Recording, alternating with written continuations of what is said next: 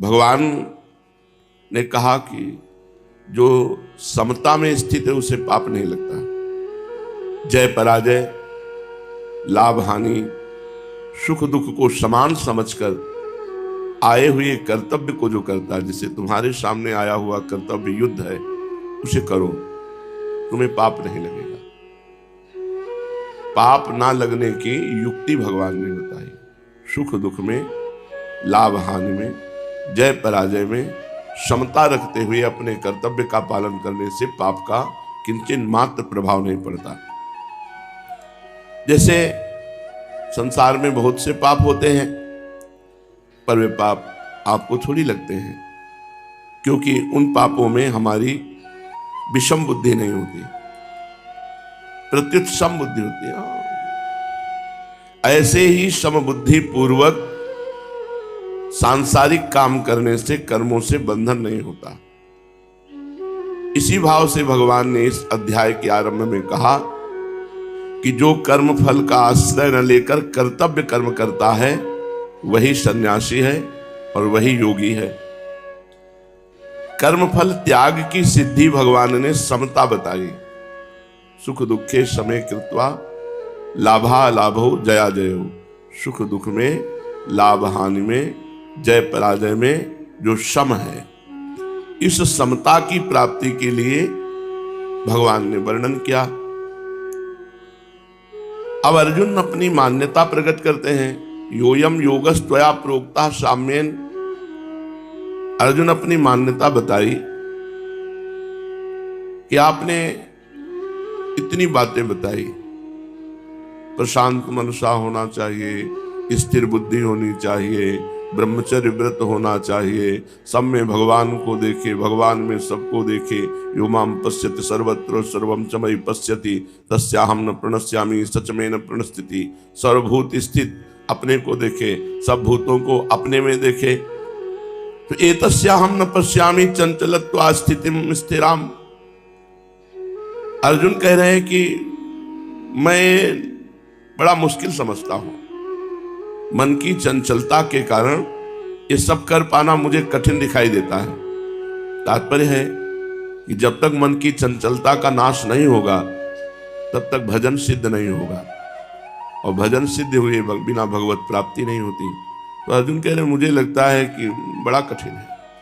आगे के श्लोक में कह रहे हैं चंचलम ही मनः कृष्ण प्रमाथि बलवदृढ़ तस्याहं न निग्रहं मन्ये वायोरिव दुष्करम।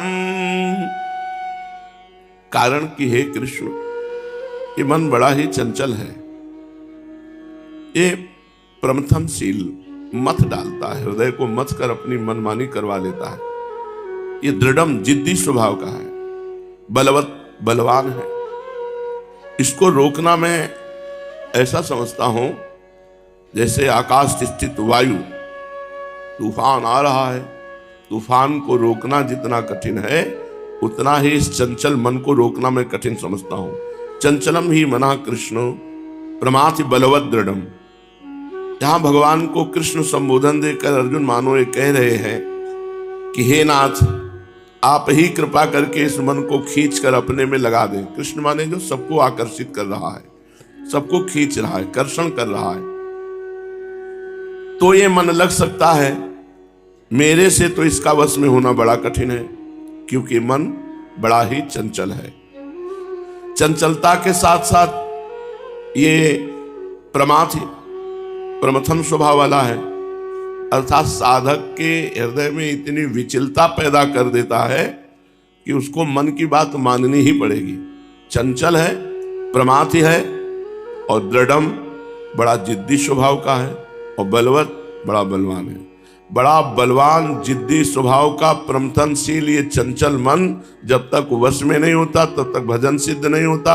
जब तक भजन सिद्ध नहीं होता तब तक भगवान की प्राप्ति नहीं होती। भगवान ने काम के रहने के 5 स्थान बताए। काम माने समस्त कामनाएं, इंद्रियां, मन, बुद्धि, विषय और स्वयं की स्वीकृति। मैं अमुक विषय भोगूंगा, इसमें काम रहता है, अंतःकरण के आम में। वास्तव में काम अंतःकरण के आम में रहता है, मैं तत्व ब्रह्म में नहीं। जो अंतःकरण में है, मन बुद्धि चित्त अहंकार, इसमें रहता है। इंद्रियां मन बुद्धि तथा विषयों में इसकी प्रतीति होती, मूल ये अहंकार में वास करता है। काम जब तक स्वयं से निवृत्त नहीं होता तब तक एक काम समय समय पर इंद्रिय आदि में प्रतीत होता रहता है। जब स्वयं से निवृत्त हो जाता है तब इंद्रियों में ये नहीं दिखाई देता है। कोई भी इंद्रिय हलचल नहीं करेगी जब स्वयं से निष्काम हो जाएगा। इससे ये सिद्ध होता है कि जब तक स्वयं में काम रहता है तब तक मन साधक को व्यथित करता रहता है। अतः यहां मन को प्रमाथ ही बताया है, प्रमथम स्वभाव वाला, विचलित कर देने वाला। ऐसे ही स्वयं में काम रहने के कारण इंद्रियां साधक के मन को व्यथित कर देती हैं। इसलिए दूसरे अध्याय के 60वें श्लोक में इंद्रियों को भी प्रमाथि बताया कि इंद्रियाणि प्रमाथिनी हरन्ति प्रसभम मना। इंद्रियां इतनी बलवान हैं, प्रमथम स्वभाव की हैं कि विचलित करके मन का अपहरण कर लेती हैं और मन साधक को भ्रष्ट कर देता है। तात्पर्य यह हुआ कि जब कामना और मन इंद्रियों में आती है तब साधक व्यथा को प्राप्त हो जाता है। इसी व्यथा को जो सह गया उसको महात्मा बन जाता है। यम ही न व्यथयन्ते पुरुषम पुरुषर्षभ सम दुख सुख धीरम स्वमृतत्वाय कल्पते। जो मन और इंद्रियों के द्वारा दी हुई व्यथा को राधा राधा राधा राधा सह गया और गलत आचरण नहीं किया, वही उत्तम साधक होता है। तो उस काम के स्वयं में रहने के कारण मन का भोगों के प्रति गाढ़ खिंचाव रहता है। इससे मन किसी तरह भी उनकी ओर जाने को छोड़ता नहीं, हट कर लेता है। मन को दृढ़ कहा गया है। मन की दृढ़ता बहुत बलवती होती है, साधारण नहीं। अतः मन को अर्जुन जी ने दृढ़ कहा, बलवान कहा, प्रमथम स्वभाव वाला कहा। मन बड़ा बलवान है जो साधक को जबरदस्ती विषयों में ले जाता है। शास्त्रों ने तो यहां तक कह दिया कि मन ही मनुष्यों के मोक्ष और बंधन में कारण है। मन एवं मनुष्याणाम कारणम बंध मोक्षयो। भगवान में लगा हुआ मन मोक्ष का कारण है और विषयों में लगा हुआ मन बंधन का कारण है। परंतु मन में ये प्रमथनशीलता, ये दृढ़ता, ये बलवत्ता तभी तक रहती है जब तक साधक अपने में काम को देखता है। और जिस दिन अपने में काम ना देखेगा, मन में, इंद्रियों में देखेगा तो रोक लेगा। जब वो स्वयं में देखता है तो फिर वो बावरा बनकर मन और इंद्रियों के आकर्षण में वो काम लीला में उतर जाता है। जब साधक स्वयं में काम नहीं देखेगा तब पदार्थों का, विषयों का कितना ही संसर्ग हो। आपको सच्ची कहते खूब भजन करो, भोजन कम पाओ, शरीर को शिथिल रखो, पास में विषय भोग हो तो भी भोगने की इच्छा नहीं हो। इसमें ज्यादा बुद्धि लगाने की जरूरत नहीं है, डट के भजन करने की जरूरत है। आहार कम करो, बिल्कुल कम करो, बिल्कुल ना नहीं पर बिल्कुल कम करो। संभाल संभाल के कदम रखना पड़े इतने। जवानी तो ऐसे काटनी चाहिए, ये चर्बी नहीं चढ़नी चाहिए शरीर में, मोटापा नहीं बढ़ना चाहिए, हड्डी हड्डी दिखाई देनी चाहिए जवानी में। जवानी में साधक को तप संलग्न रहना चाहिए। जितना वीर बचे भूख उसको चबा जाए, क्षुधा उस चर्बी को चबा जाए, एक एक हड्डी शरीर की गिन ली जाए, ऐसा साधक हो। और ऐसे साधकों का चेहरा बड़ा लावण्यमय, प्रकाशमय होता है। यहाँ गले से नीचे देखो तो देखने लायक नहीं, हड्डी हड्डी, और ऊपर चेहरा देखो तो चंद्रमा की भांति शीतलता प्रदान करते हुए अद्भुत शोभा संपन्न होगा, क्योंकि उसके अंदर साधना है। जवानी तो बहुत सावधानी से बितानी चाहिए। भोजन, सब साधना का आधार भोजन है। किडनी फेल है, 24 घंटे में एक बार भोजन करते हैं, 9-10 बजे जो मिला बस। रात्रि में एक कवल भी नहीं, जो दवा मिली वो दवा खा ली। हम पाने के लिए नहीं जी रहे, हम जीने के लिए पा रहे हैं, और जी रहे हैं भगवान के लिए। ये बता रहे कि जब तुम स्वस्थ हो तो तुम क्यों नहीं ऐसा कर सकते। भगवान के लिए तुम्हारा जीवन है, थोड़ा अन्न पा के देखो, धुआंधार भजन होगा। रोज कदम लड़खड़ाते हैं इधर आने के लिए, एकांत शांत बैठे। इससे बढ़कर के क्या होगा? जो चल रहा है उसको रोक करके और कुछ क्या जानना है। अब हमको कुछ पढ़ना थोड़ी है, कोई सिद्धांत थोड़ी जानने हैं, हमको कोई चलना थोड़ी कि अब हमको क्या चलना है, कैसे। सब हो गया है, बस इतना जो चल रहा है उसको देखते रहे, उसको सुनते रहे। आप लोगों को चाहिए एक बार शरीर को तोड़ो, आहार उचित आहार दो, आराम से चल पाओ, आराम से दिनचर्या हो जाए। हमारी किडनी फेल दिनचर्या हो रही है तो तुम्हारी क्यों नहीं? हमारी दिनचर्या छोटी मोटी है। 1 बजे बैठ गए थे, 1 बजे बैठ गए थे, 3 बजे चल के आए हैं, जल्दी जल्दी करके सत्संग, झूला, एकांतिक, फिर आसन में बैठना। ऐसी दिनचर्या थोड़ी होती साधु की। 1 मिनट का समय नहीं, 1 मिनट का समय। कभी ऐसे नहीं कि व्यर्थ बैठे हुए चलो हंसी मजाक हो। 1 मिनट में आप लोगों को तो पूरा का पूरा समय है। अगर स्वयं के भोक्ता बनोगे तब तो फिर गड़बड़। स्वयं में कोई भूख को अन्न चाहिए, जिस इंद्री को जितना विषय धर्मयुक्त चाहिए उतना दे दो थोड़ा, और खूब भजन करो। भजन से सब मन शांत हो जाएगा। भजन नहीं करोगे तो सुन लो और सुना लो, कोई फर्क नहीं पड़ेगा इस मन पे। बहुत बलवान मन है, बलवान है, दृढ़ है, चंचल है, विषयगामी है। मन की चंचलता तभी तक बाधक होती है जब तक स्वयं में कुछ भी कामना का अंश रहता, काम का अंश रहता है। काम का अंश ऐसा बना लो शरीर की भोग लायक ही न रहे, भोग लायक ही न रहे। हाथ उठा के इधर रखने में परेशानी महसूस हो, करवट लेने में थकान महसूस हो, इतना क्षीण कर दो शरीर को, तो देखो अध्यात्म बल जागृत हो जाएगा। अब पेट निकल रहे हैं, चर्बी चढ़ रही है, तो अब फिर काम तो सताए गए। उचित भोजन, कुछ देर आसन में बैठो, मर थोड़ी जाओगे। कम से कम 30 मिनट तो बैठो। वैसे तो 48 मिनट बैठना चाहिए, 2 घड़ी, पर 30 मिनट तो बैठो। पद्मासन में, सिद्धासन में बैठो, शांत परमात्मा का चिंता। साधु हो, भगवत मार्ग के पथिक हो, यदि गृहस्थ हो तो भी तो भगवत मार्ग के पथिक तो हो ही। अरे 30 मिनट आसन में बैठो तो ठीक होने लगोगे। पद्मासन में, सिद्धासन, अब शरीर को इतना दुलार किए हुए हो कि कठोरता में आ ही नहीं रहे हो। तुम इंद्रिय मन की विलासिता को अपनी विलासिता समझोगे जब तक, तो काम का अंश सर्वथा निवृत्त नहीं होगा और मन चंचल बना रहेगा। देहाभिमाने गलिते विज्ञाते परमात्मनि, यत्र यत्र मनो याति तत्र तत्र परामृतम। देहाभिमान गलित हो जाने पर परमात्म तत्व का बोध हो जाता है। तब जहां जहां मन जाता है वहां वहां परमात्म तत्व का अनुभव होता है। इसलिए उसकी अखंड समाधि रहती है, सहज समाधि रहती है। अगर मन जाता भी है तो जहां जहां जाता है वहां वो परमात्मा को देखता है। तस्याहम निग्रहम मन्ये वायुरिव सुदुष्करम। अर्जुन जी कह रहे हैं मन बड़ा बलवान है, बड़ा दृढ़ है, प्रमथन स्वभाव वाला है, चंचल है, इसको रोक लेना बहुत कठिन समझते हैं।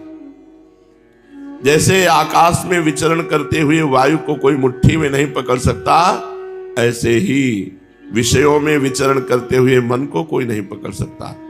इसका निग्रह करने को मैं महान दुष्कर मानता हूं।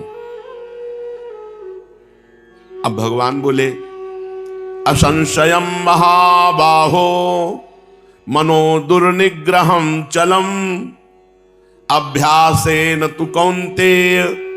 यही वैराग्येण च गृह्यते। वैराग्य, जितने से काम चल जाए, रोटी दाल सब्जी काम दे, आधा पेड़ा एक पेड़ा दे दे, जो घर का बना हुआ अपने, बस। भजन करना है या पहलवानी करना है? भजन करना है। भजन करना है तो भगवान कह रहे हैं अभ्यासेन तु कौन्तेय वैराग्येण च गृह्यते। अर्जुन महाबाहु, तुम ठीक कह रहे हो, असंशयम, इसमें कोई संशय नहीं है।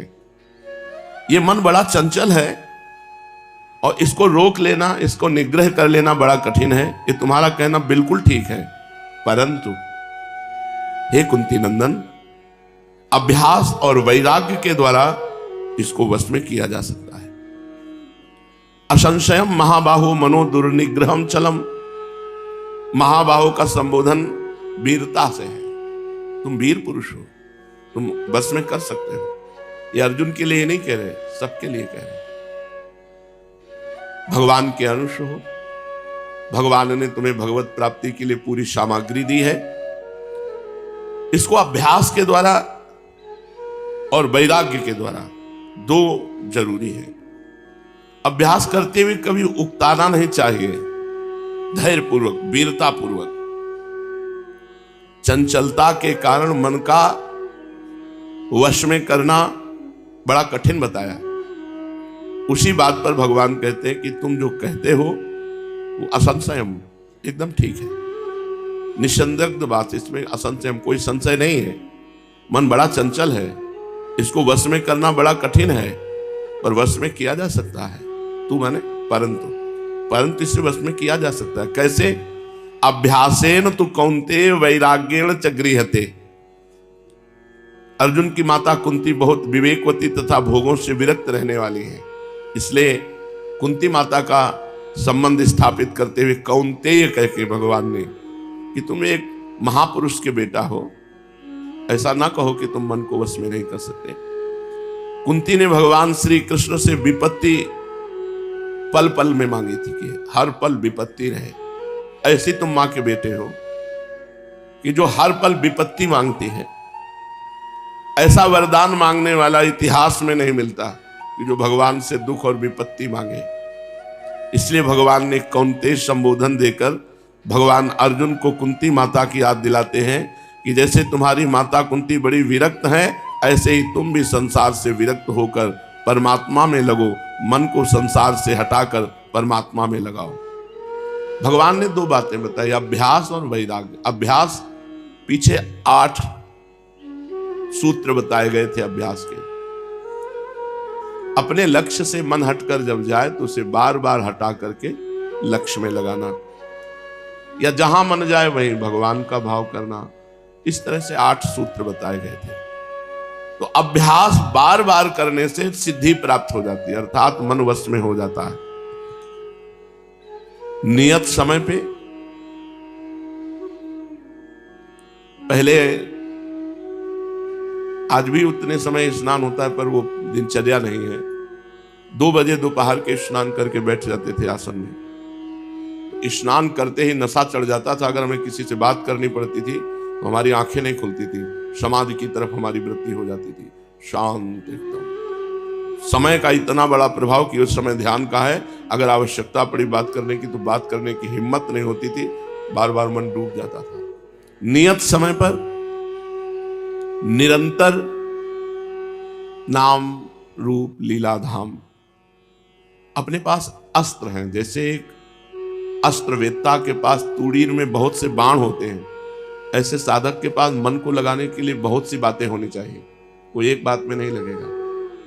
पवित्र मंत्र चल रहा है, देखा कि मंत्र से थक रहा है, राधा वल्लभ श्री हरिवंश, राधा वल्लभ श्री हरिवंश, राधा वल्लभ श्री, देखा इसमें भी अरुचि कर रहा है, चलो चतुराशी जी में, चलो सुधा निधि में, चलो सेवक वाणी में।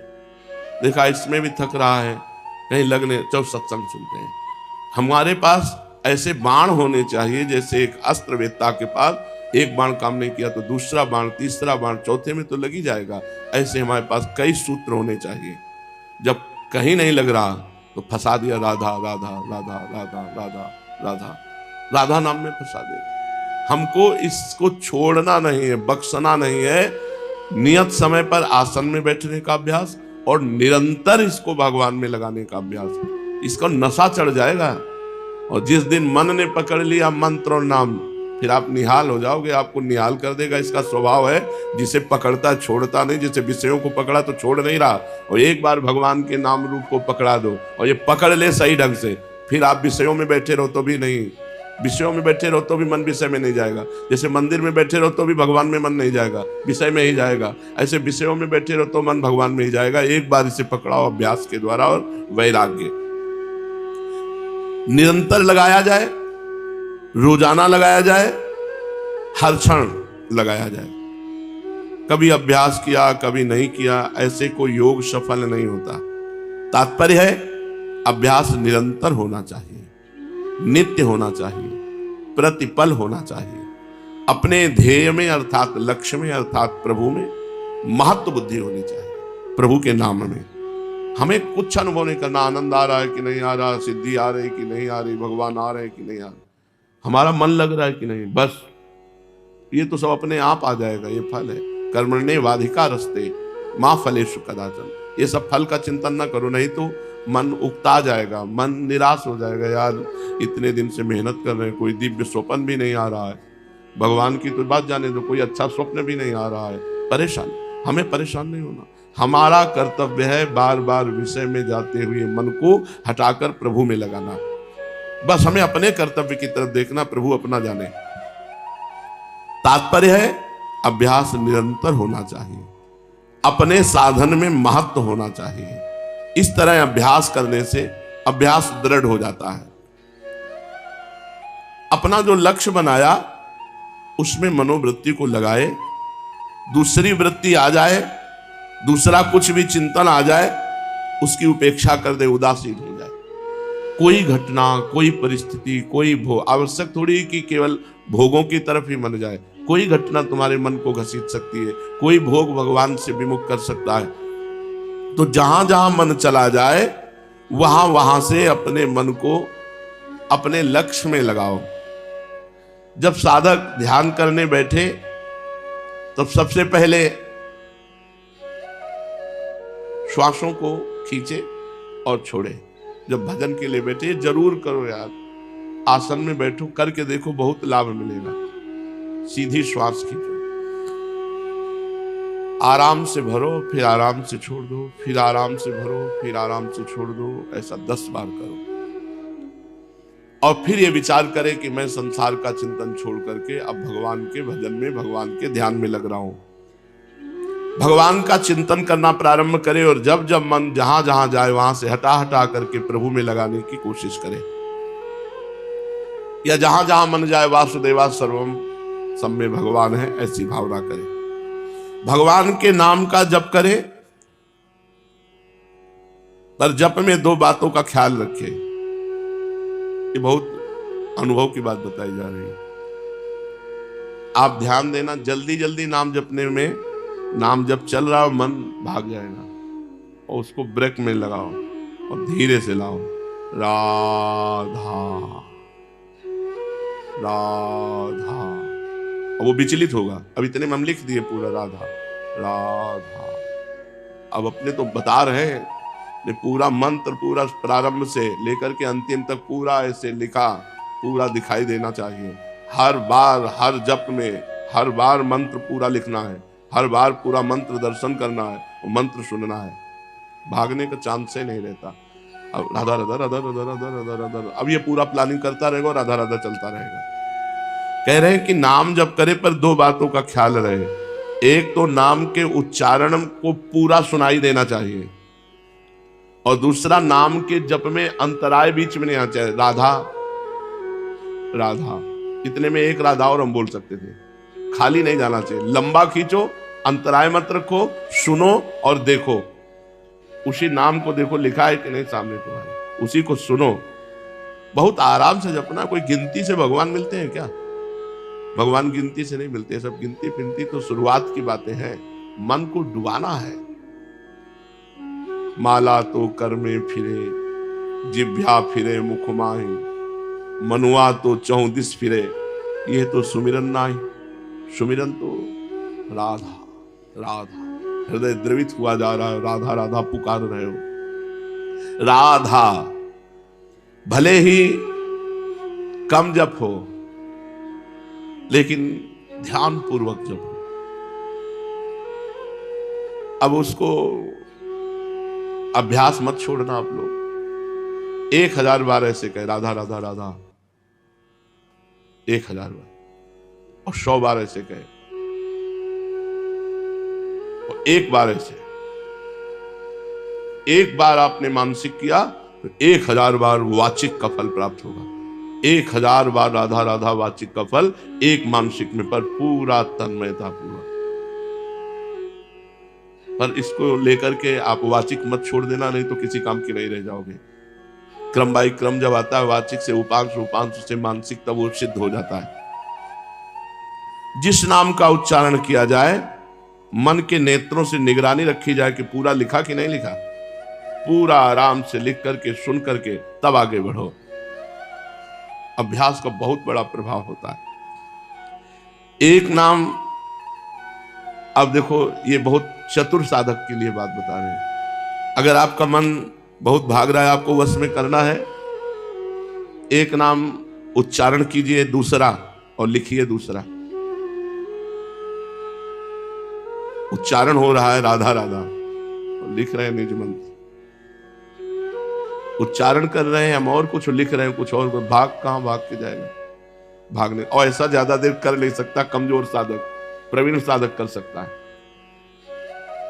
चतुरासी जी चल रही है अंतर में, और ऊपर राधा वल्लभ नाम लिखता चल रहा है, राधा वल्लभ राधा वल्लभ राधा वल्लभ, और अंदर चल रहा है चतुरासी जी के पद एकदम। उस समय फिर एक शब्द किसी का सुनना, एक इशारा भी बात करना बर्दाश्त करें, क्योंकि डबल चल रहा है, छूटने का कोई सवाल नहीं है। तो बस अब डबल चल रहा है। चतुरासी जी का पद छूटना नहीं चाहिए, ऊपर राधा वल्लभ लिखना बंद नहीं होना चाहिए। मन को फंसाओ, और उपाय बता रहे हैं। भौरे की तरह गुनगुनाते हुए नाम मंत्र,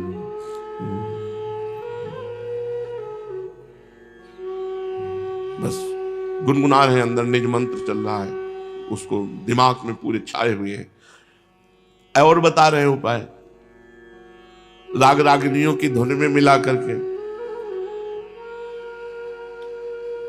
किसी भी ध्वनि में, फिल्मी ध्वनि में ही सही, जोड़ लिया उसको। अपना मन जिस ध्वनि में लग रहा है उसी ध्वनि में जोड़ लिया, और राग रागिनी ध्वनि में लेकर के उसको गान कर, बार बार गान कर। जब इस तरह हम नाम में बार बार मन को लगाते हैं, तो हमारा अभ्यास दृढ़ होता है। अभ्यास करते हुए फिर नाम की जगह रूप जागृत होने लगता है।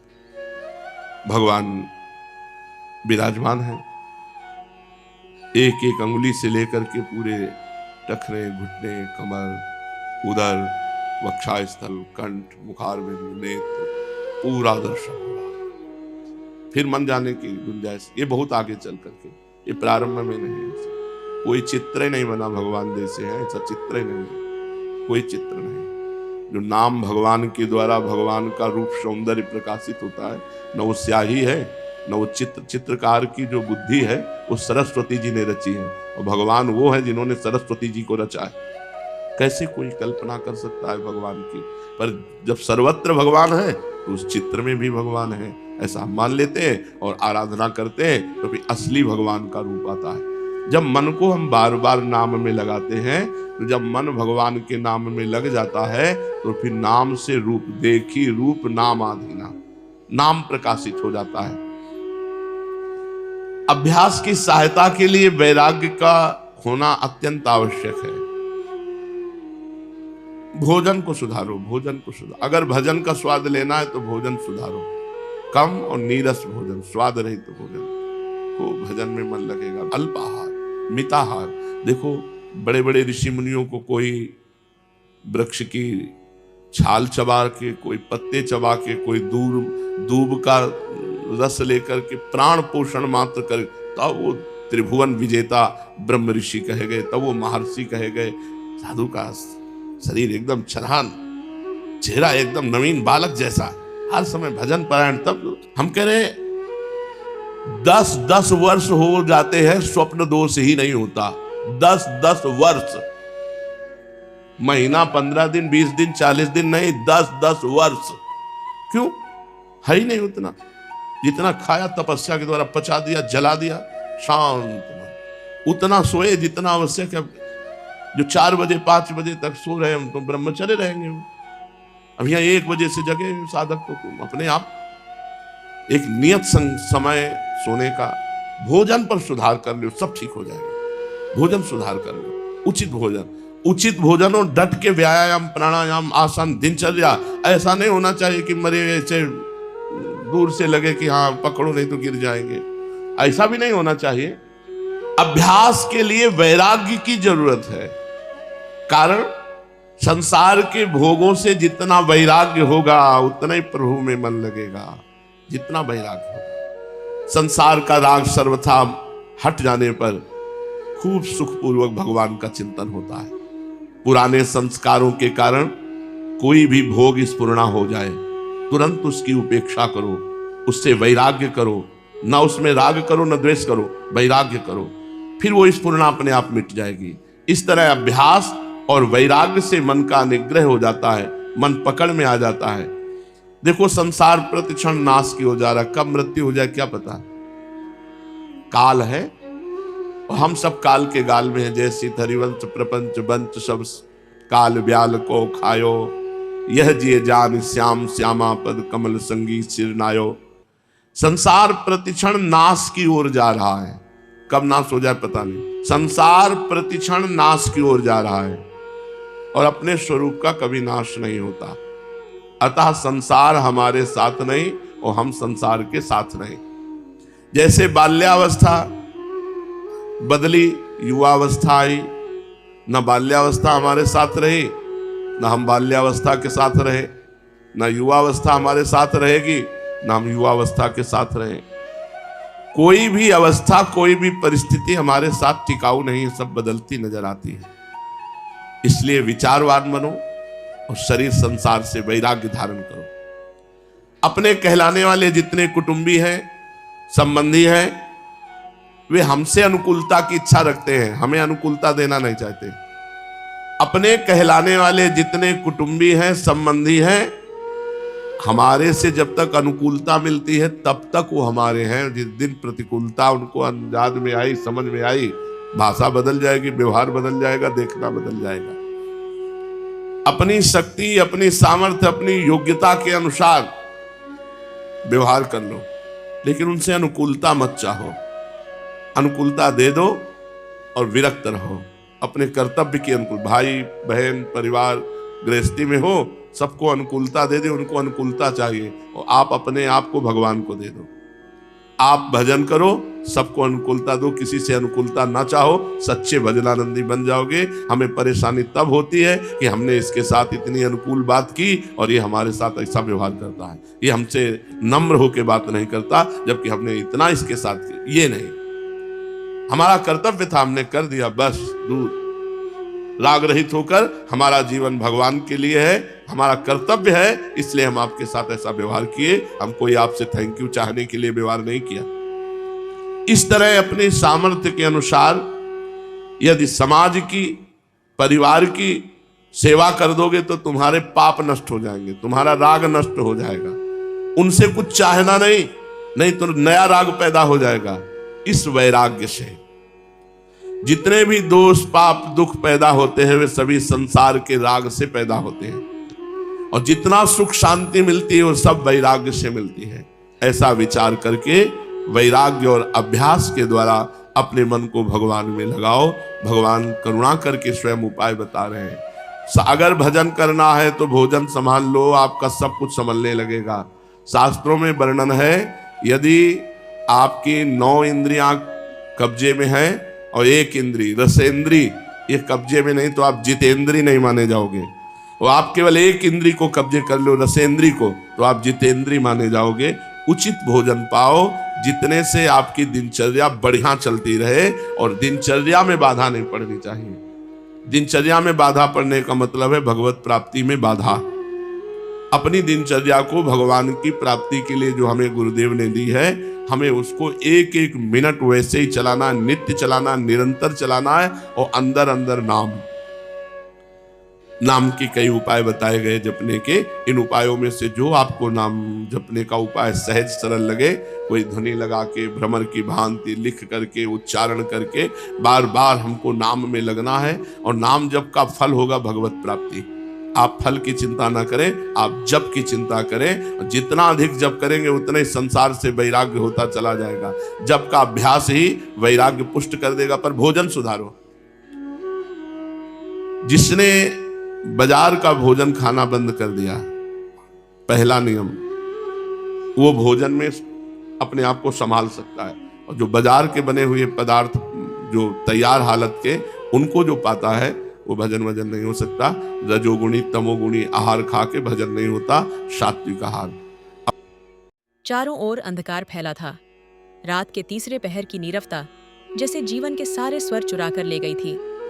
केवल एक घर के आंगन में धीमे स्वर में हरे राम हरे कृष्ण का जाप हो रहा था। वह एक बूढ़ा आदमी था, झुकी कमर, पिचके गाल, आंखों में विरक्ति की शांति और होंठों पर भक्ति की मुस्कान। उसका नाम था हरि प्रसाद। गांव के लोग उसे पगला बाबा कहते थे, क्योंकि वह दिन रात बस एक ही नाम जपता था, कृष्ण। कोई पूछता, बाबा कुछ काम धंधा क्यों नहीं करते? तो वह बस एक ही जवाब देता, जिसके नाम में सब कुछ है, उसके नाम को जपना ही सबसे बड़ा काम है। गांव वालों को उसकी बातें समझ नहीं आती थीं। कुछ उस पर हंसते, कुछ तिरस्कार करते, कुछ बच्चों को उससे दूर रहने को कहते। पर बाबा तो जैसे इस लोक में रहते ही नहीं थे। उन्हें न अपमान का बोध था, न सम्मान का लोभ। उनके पास था तो बस एक लकड़ी की पुरानी माला, एक मिट्टी की तुलसी और एक मिट्टी का कान्हा। हरिप्रसाद कभी किसान था। अच्छे खेत थे, बैल थे, पत्नी थी, बेटा था। पर एक एक कर सब कुछ छिन गया। सूखा पड़ा, फिर कर्ज बढ़ा, फिर पत्नी चल बसी और आखिर बेटा भी शहर की चकाचौंध में खो गया। किसी ने सुना था कि वह किसी फैक्ट्री में काम करता है, पर न वह लौटता न चिट्ठी भेजता। उस रात भी बाबा तुलसी के पौधे के आगे दीप जलाकर बैठे थे, माला के हर दाने पर, जैसे वह अपना दर्द उतारते जा रहे थे। हरे राम राम राम हरे हरे। तभी हवा में हलचल हुई। तुलसी के पत्ते हिले और दीपक की लौ एक ओर झुक गई। बाबा ने आंखें खोली। कौन? बाबा ने पूछा, जैसे किसी अदृश्य उपस्थिति को पहचान लिया हो। सामने कोई नहीं था, पर उनकी आत्मा जैसे भर आई थी।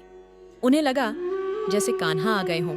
उन्होंने आंखें मूंद दी और वहीं बैठकर बोले, कृष्णा, अब तू ही है मेरा सहारा। सब कुछ खो चुका हूं, अब बस तेरा नाम ही बचा है। यदि तू है तो मैं हूं, वरना यह जीवन तो कब का राख हो गया। और तब कुछ हुआ। बाबा के भीतर एक तेज उजाला फैला। आंखें बंद थीं, पर भीतर एक प्रकाश बह रहा था। उन्हें लगा जैसे कान्हा मुस्कुरा रहे हों, बंसी की आवाज कानों में गूंज रही हो और वृंदावन की रज उनके तन को छू रही हो। इसके बाद बाबा पहले जैसे नहीं रहे। अब वह केवल नाम जपते नहीं थे, अब वह नाम के रस में डूबे रहते। गांव के कुछ वृद्ध लोग अब उनके पास आने लगे।